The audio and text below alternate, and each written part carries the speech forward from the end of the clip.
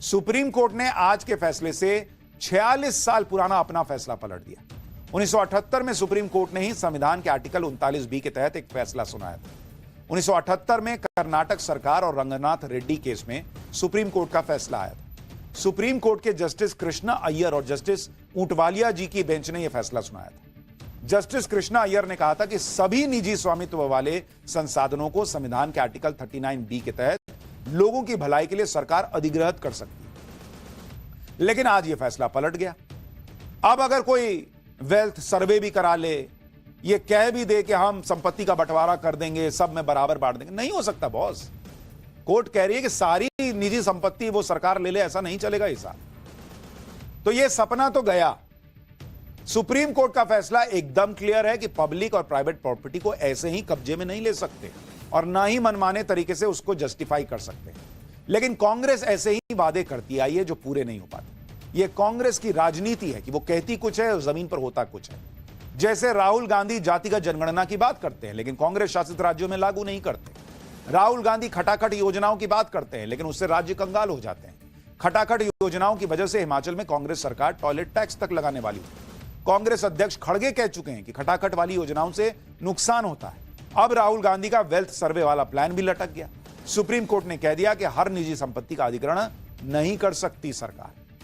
यानी कुल मिलाकर सीन यह है कि राहुल गांधी के सारे दावे हवा हवाई ही रह जाते हैं। विपक्ष जिस तरह से एजेंडा चलाता है उसे आज चीफ जस्टिस डीवाई चंद्रचूड़ ने फिर धुआं किया।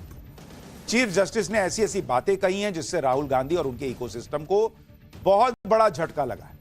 एक कार्यक्रम में चीफ जस्टिस चंद्रचूड़ ने कहा कि जब हम इलेक्टोरल बॉन्ड पर सरकार के खिलाफ फैसला देते हैं तो हम निष्पक्ष होते हैं और जब कोई फैसला सरकार के पक्ष में जाता है तो हम स्वतंत्र नहीं रहते। यह स्वतंत्रता की परिभाषा नहीं है। न्यायपालिका की आजादी का मतलब यह नहीं है कि हमेशा सरकार के खिलाफ ही फैसले दिए जाएं। चीफ जस्टिस डीवाई चंद्रचूड़ ने यह भी कहा कि प्रधानमंत्री मोदी जब उनके घर आए थे तो इसमें कुछ भी गलत नहीं था। हम प्रधानमंत्री और मंत्रियों से बात करते रहते हैं, इसमें वो बातें नहीं होती जिस पर हम कोई फैसला करने वाले होते। चीफ जस्टिस डीवाई चंद्रचूड़ आगे कहते हैं कि कई ऐसे समूह हैं जो न्यायपालिका को तब आजाद मानते हैं जब उनके पक्ष में फैसला आता है। हमारा समाज बदल रहा है। कई ऐसे समूह बन गए हैं जो इलेक्ट्रॉनिक मीडिया के जरिए अदालतों पर दबाव बनाते हैं और अपने पक्ष में फैसला कराने की कोशिश करते हैं। आप सोचिए कि चीफ जस्टिस ने किस समूह की बात की जो अदालतों पर दबाव बनाने की कोशिश करता है। आप याद कीजिए कौन लोग हैं जो अपनी मर्जी से कभी तो कहते हैं कि वाह वाह वाह न्यायपालिका जिंदाबाद और कब कहीं विदेश में भी जाकर कह देते हैं कि न्यायपालिका भी गई, मीडिया भी गई, सब चला गया, कुछ नहीं बचा बॉस, लूट गया सब मोदी राज। कौन बोलता है? पिछले 10 साल में अदालतों से जो भी फैसले सरकार के पक्ष में आए उन सभी पर सवाल किसने उठाया? भाई चाहे राम मंदिर का फैसला हो, ईवीएम पर फैसला हो, नोटबंदी पर फैसला हो, राफेल पर फैसला हो। एक इकोसिस्टम है ना जो यह साबित करने में लगा रहता है कि सुप्रीम कोर्ट जो है वो सरकार के प्रेशर में काम कर रही है। अब यह बात सबके सामने आ गई कि प्रेशर सरकार से नहीं बल्कि कुछ समूहों की तरफ से बनाया जाता है कि हमारे तरफ से करो फैसला, सरकार को ठोको।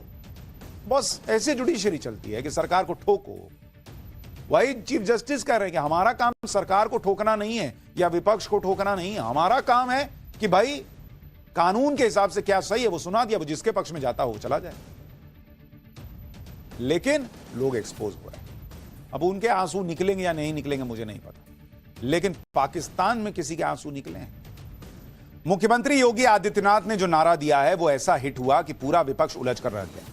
यूपी में उपचुनाव हो या फिर महाराष्ट्र झारखंड के विधानसभा चुनाव, हर जगह पर योगी के नारे की बात हो रही है। लेकिन बटेंगे तो कटेंगे के बाद सीएम योगी नया नारा लेकर भी आ गए और इससे यूपी उपचुनाव में ऐसी गजब की गर्मागर्मी हो गई है कि अखिलेश यादव सीएम योगी से भिड़ गए। कैसे यूपी उपचुनाव के बीच ये भिड़ंत हो रही है इसकी झलक आप देखिए एक बार, फिर उसके बाद पूरी खबर बताता हूं।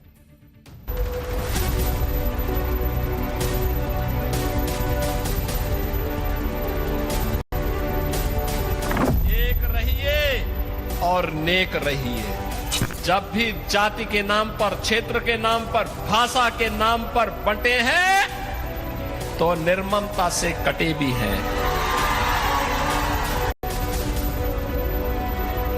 ये किसी लैब में तैयार हुआ नारा था, उन्हें किसी से बुलवाना था तो उत्तर प्रदेश के मुख्यमंत्री से बेहतर कौन बोलता? उनकी छवि भी वैसी ही है। ताकत का एहसास कराएंगे। जो ये पत्थरबाज है सड़कों पे आपके लिए झाड़ू लगा करके रास्ता साफ करते हुए दिखाई देंगे। डिवाइड का हिंदी क्या है? बांटो। डिवाइड एंड रूल नारा दिया था अंग्रेजों ने, और अंग्रेज तो चले गए लेकिन अपने वचन छोड़ गए। ये वचनवंशी लोग हैं। हमने कहा एक बार आर पार हो ही जाए, देखा जाएगा।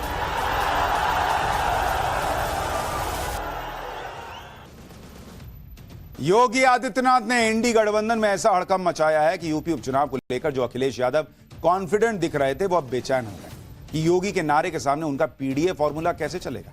अगर यूपी उपचुनाव में सीएम योगी का नारा चल गया तो योगी लोकसभा चुनाव में हुए नुकसान का बदला भी ले सकेंगे और अखिलेश के उस नैरेटिव को भी एक्सपोज कर देंगे जिसमें पीडीए के नाम पर मुस्लिम वोटों को ज्यादा तवज्जो दी जाती। यूपी में 2027 में होने वाले विधानसभा चुनाव में भी इसी के इर्द गिर्द पूरी चुनावी रणनीति बनाई जा सकती है।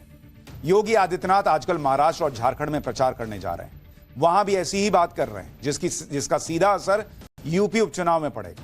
मतलब बोल कहीं रहे हैं, असर कहीं और होगा, इसकी भी व्यवस्था।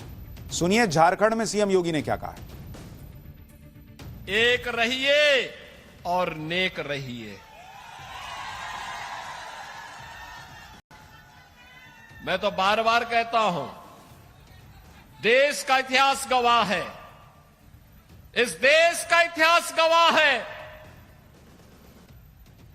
जब भी जाति के नाम पर, क्षेत्र के नाम पर, भाषा के नाम पर बंटे हैं तो निर्ममता से कटे भी हैं।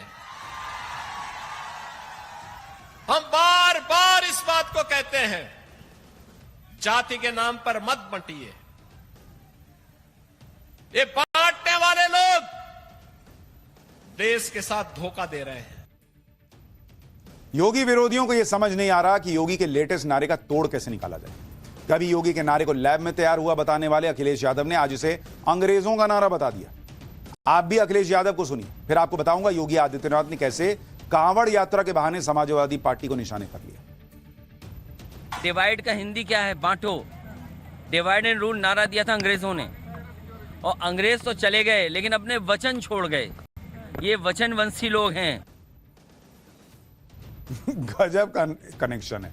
डिवाइड का मतलब बांटो और डिवाइड एंड रूल किया था अंग्रेजों ने, तो कनेक्शन जुड़ गया। लेकिन सीएम योगी भी अखिलेश को उनका इतिहास याद दिला रहे हैं। योगी ने आज कहा कि कैसे 2017 से पहले यूपी में हिंदुओं को कांवड़ यात्रा निकालना मुश्किल था। सरकार बनाने के बाद उन्हें कांवड़ यात्रा शुरू करने के लिए आर पार का फैसला करना पड़ा। आप भी योगी आदित्यनाथ को सुनिए, फिर आपको बताऊंगा योगी आदित्यनाथ किसके निशाने पर आ गए। बहनों और भाइयों, ये 4 करोड़ शिव भक्त कांवड़ यात्रा निकालते हैं। याद करिए 2017 के पहले सरकारें नहीं निकालने देती थी, और जैसे हम लोग आए हमने कहा भी कांवड़ यात्रा तो हम निकालने देंगे। लोगों ने कहा दंगा हो जाएगा। हमने कहा एक बार आर पार हो ही जाए, देखा जाएगा।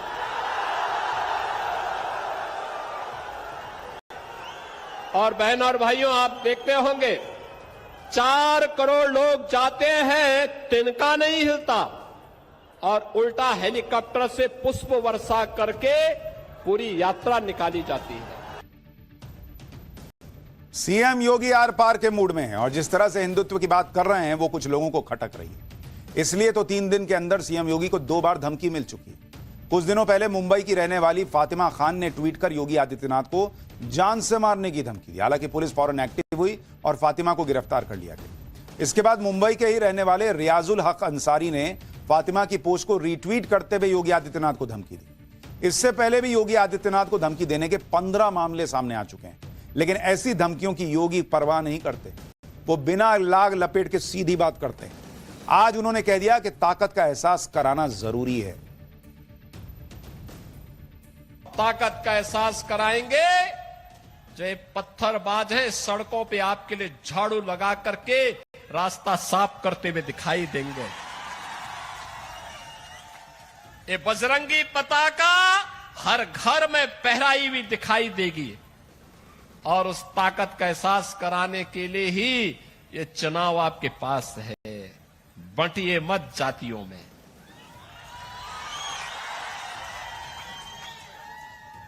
बंटिए मत जातियों में।